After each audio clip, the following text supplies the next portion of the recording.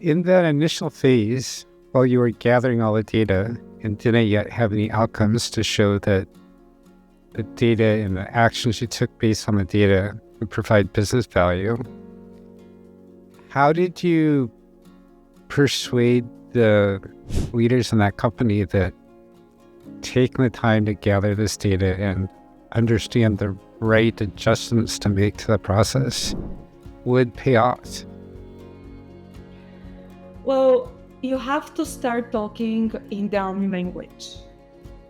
All they care about is business outcomes. They care about deliveries. They care about having all of those ideas come true and be handed to their customers' hands. Because to me, that's the most important thing for every business.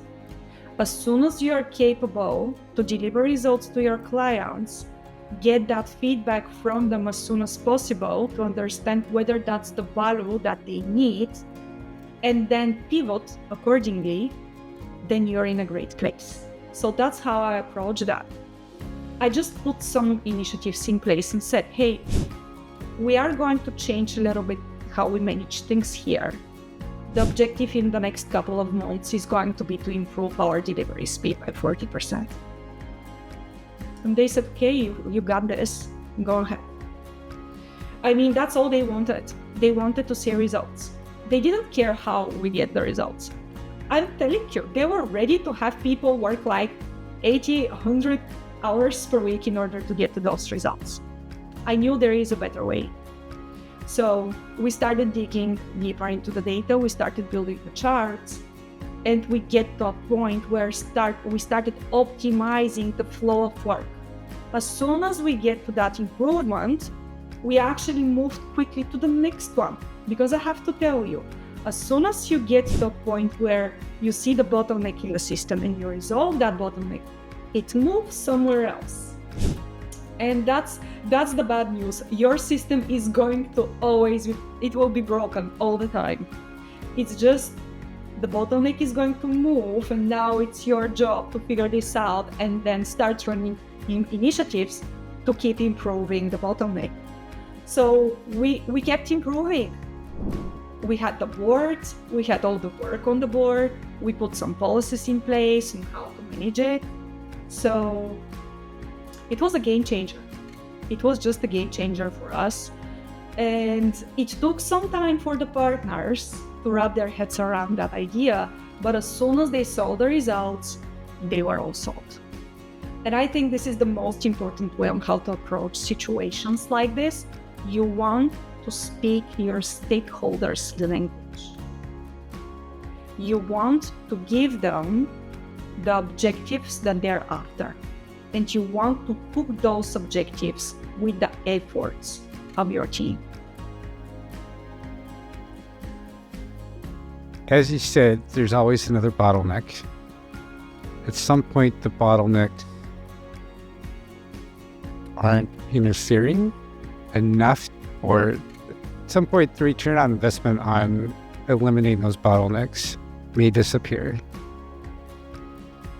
or maybe less than the cost will take to eliminate them. How do you understand, and how do you help your clients understand when you hit that point, or when you might be approaching that point, or even just more generally, how to decide which bottlenecks to go after and which to let be, or work around, or do something else? You evaluate the impact and prioritize them based on that impact. In our platform, we have something that we call, for example, blocker clustering analysis. What this means is that we have the capability to measure how much time you're wasting because something gets blocked due to external dependencies, external teams, work that's stopping other work because it has higher priority. Whatever the reason is, the work is getting stuck in the workflow. And I have to tell you, if you think of your overall time, then your overall delivery time is split into two parts: active time and waiting time. The active time is the effort time of your teams. The waiting time is the amount of time the work is just sitting and waiting for something to happen. sitting and waiting for it to move through the different statuses, sitting and waiting to be on a blog, sitting and waiting for it to be released, to be picked up. The waiting time in your process, on average, represents anything between 60 to 99% of your total delivery. Hear me out on this stats. It is so important. The waiting time represents anything between 60 to 99% of your delivery. So what's the point of trying to optimize the effort time? Your main goal should be to reduce that waiting time in order to get results faster.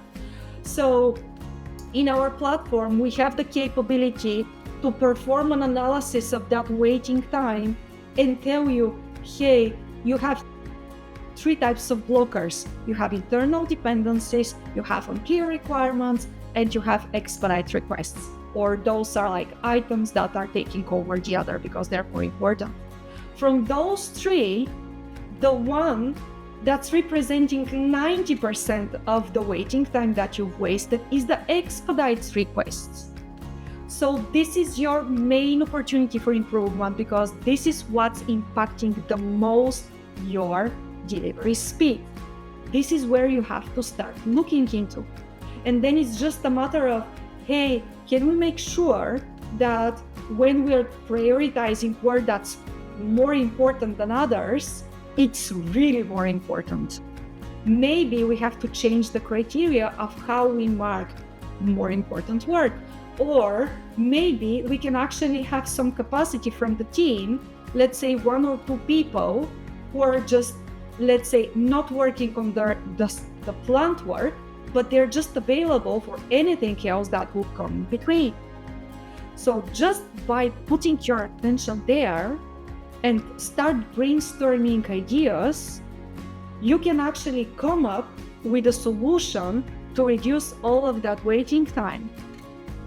And at some point, even though my opinion is that it doesn't matter how efficient you are and how efficient your teams are, there is always, and I mean always, a better way to make things better. Always. Even if that's the point, our dashboard is going to give you your thresholds. So every metric, when it comes to flow and when it comes to business outcomes, every metric has a threshold, has a stable, healthy thresholds. As soon as you're moving in those thresholds, then your goal should be to maintain that consistency, to maintain that predictability. As soon as anything goes outside of them, that's a signal for you that you have to take action. We have a dashboard that's dedicated just for that, to give you those insights so you know at any one time what's the status of your flow and where you need to put your focus on, so that it's clear for your teams what are the next steps for them and what are the main priorities for them, so that they can keep improving and they continuously optimize the delivery system.